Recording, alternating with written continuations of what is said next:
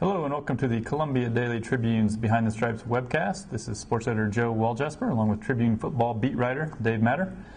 Dave, after a 45-24 loss to Oklahoma State, Missouri now 3-4 on the season, and the schedule doesn't get any easier. Next two games on the road at Texas A&M, at Baylor.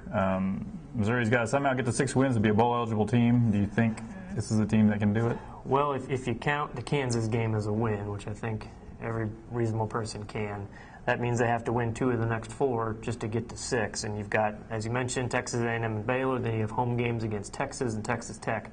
I think on their own, all 4 of those teams are beatable. I also think they can all 4 easily beat Missouri. They've played better in stretches this year than Missouri has. Missouri still hasn't beaten a really good opponent. They've kind of hung in there against good teams, but it's going to be hard to predict Missouri to win any of these games until you actually see them beat somebody pretty good. You know, of the 4, Texas doesn't have much of an offense. The other 3 are very explosive, and I think they can give Missouri's defense a lot of trouble, like Oklahoma State did in that first half the other day. So it's going to really be tough. I mean, they're going to have to basically upset somebody. I think Texas Tech was seen as a game that Missouri could definitely win, and then Texas Tech goes down and does what nobody does and wins in Norman, beats Oklahoma. So that looks like a much more potent team all of a sudden. Gary Pinkel's never beaten Texas, so I don't think you can take that win for granted. And then A&M and Baylor, 2 really explosive offenses, road games. It just doesn't really match up for games that where you think Missouri could have a good chance of winning. And if they lose they're probably going to be heavy underdogs these next 2 weeks. They are this week. They're 12-point underdog, and then they will be again against Baylor. If you lose those 2 games, I think the last 3 are the most winnable, but what's at that point, have you packed it in or not? I mean, that's going to be the question. I think there is certainly some sort of questions that, who exactly are the leaders on this team? Are there seniors on this team that have the rest of the team's attention? I don't know if there is or not. I mean, when I think of the leaders on the team, I think of maybe a guy like TJ Moe, who's a junior. I don't know.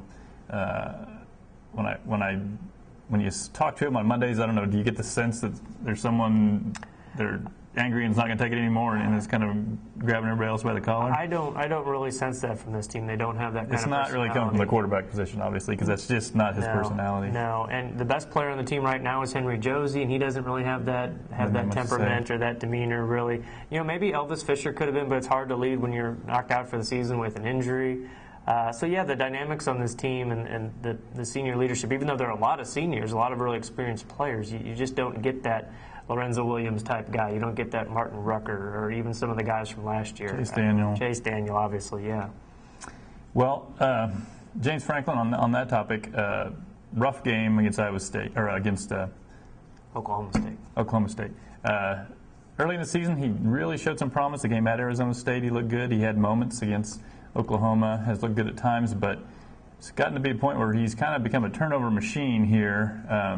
As you look forward, do you think he's going to be Missouri's quarterback of the future, or do you think come spring practice there's going to be kind of a pretty good duel? I think it depends on how the second half of this year goes. I mean, if he continues to turn the ball over, Missouri continues to lose, I think you owe it to the program to open up some competition and see what the other players can do. And Corbin Bergstresser is the guy that's on campus right now that you would think would be able to give Franklin a run. And then Matty Mock, the senior in high school right now in Ohio, who's setting all kinds of national passing records, plans to be here in time for spring football most likely. So, you'd think he'd have a chance if Franklin, kind of falters here down the stretch.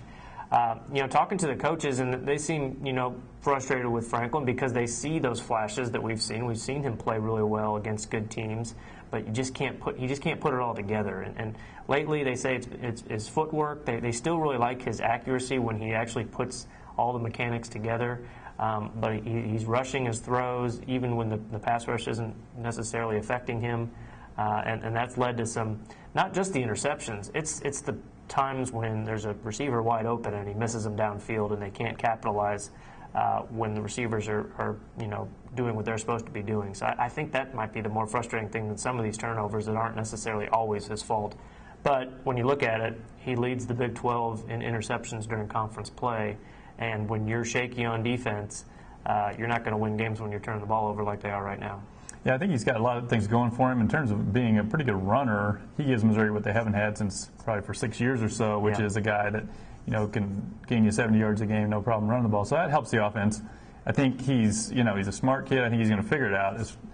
he's not got a great arm. That's one of it. And if you don't have a great arm, you better be accurate and you better be making the right decisions. And I think that's kind of where he's been struggling. Yeah. And the problem I see is that not only is his interceptions hurting you, but I think the fear of his interceptions are hurting you now too. I think we've seen at the end of the first half of the last couple games where Missouri had enough timeouts to try to go down and score. I think particularly against Oklahoma State, a game where every possession is valuable, and they just basically threw one away at the end of that game. There's a minute and a half left. They got 2 timeouts, and they don't even try to throw the ball. Right. So I don't know. I think when you already also have a team where you don't really trust the kicker, now you're kind of trying to manage your way around a whole lot of holes, and it is not very conducive to winning.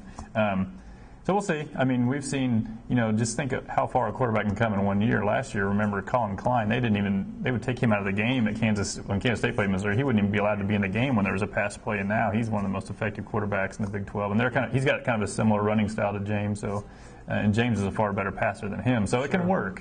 Certainly wouldn't be writing off him, but I do think in the spring you're probably going to see a pretty heated 3-way battle, I would guess. And maybe that'll be good for him. Maybe he needs to be pushed a little bit because he wasn't during this preseason because Tyler Gabbert quit the team and there was nobody else that was on par with him. So maybe that will be good to kind of push him to, just give him that experience of a real competition. All right.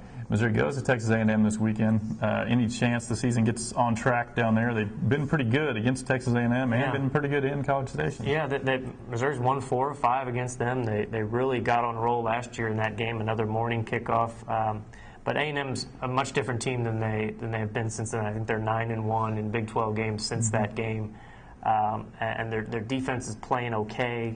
Their offense is pretty potent. They've got 2 really good running backs, quarterback. They've got things figured out there with Tannehill, and they've got some good receivers. So it's going to be a tough game for Missouri. I think you look at their defense; they give up a lot of passing yards. They got absolutely torched when they played Arkansas earlier this year. Oklahoma State had a big game against them.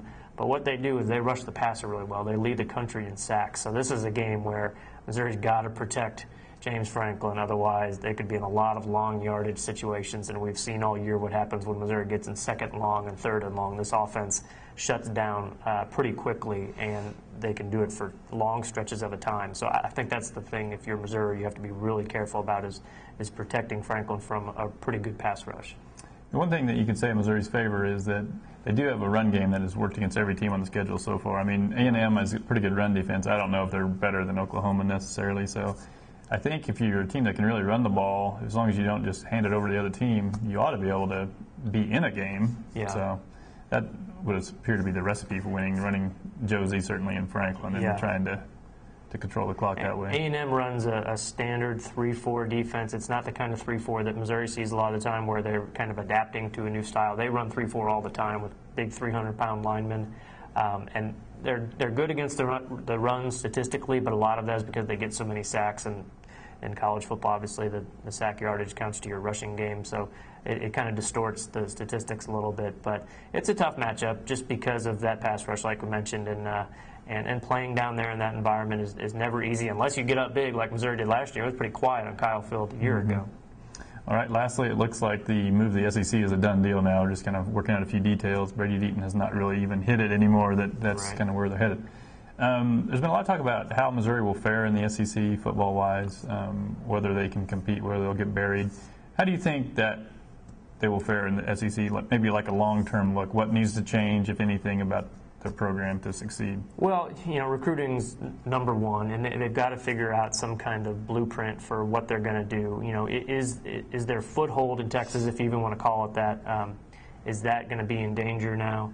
I think they'll have to reevaluate that a little bit. Do you want to devote as many coaches to the state of Texas when you're only going to be visiting there maybe at the most every other year if Texas A&M if Missouri goes to the Eastern Division and Texas A&M becomes their rival every year?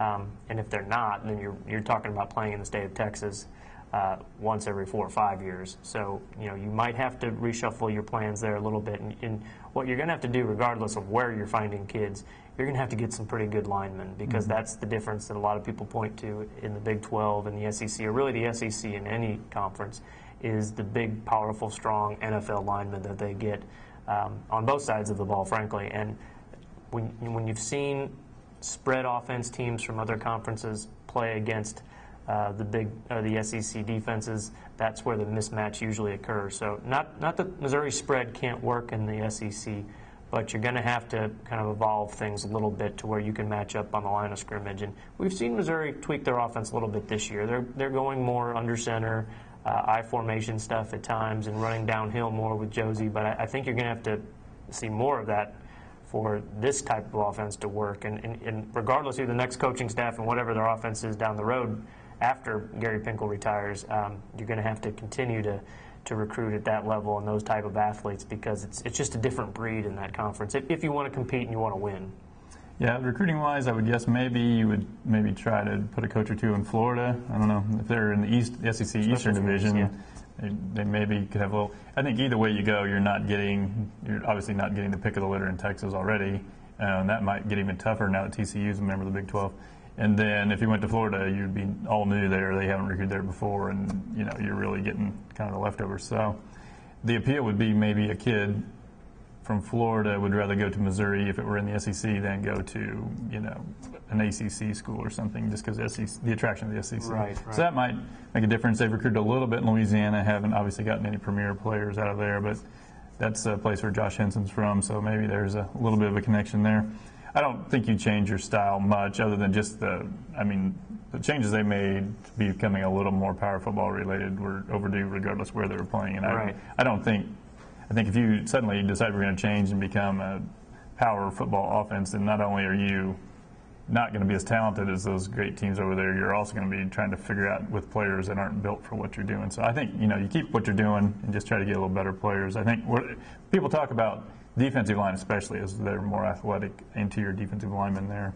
So I guess those are the hardest guys to find, and yeah, good luck. And going into this year, I thought Missouri was going to have a defensive line that could match up with some of those really good SEC defensive lines, and I think those players would be the first to admit they've kind of underachieved this year. You're not seeing dominance on line of scrimmage like Missouri had at times last year, and they've since added Sheldon Richardson and developed some other guys at defensive end, even though they lost Alden Smith. So that's one group where I thought could be sort of an equalizer in the SEC, at least immediately.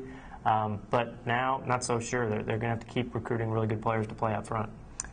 Maybe slightly overstated, though, this idea that they're going to get buried over there. I think, you're going from the second best football conference in the nation to the best.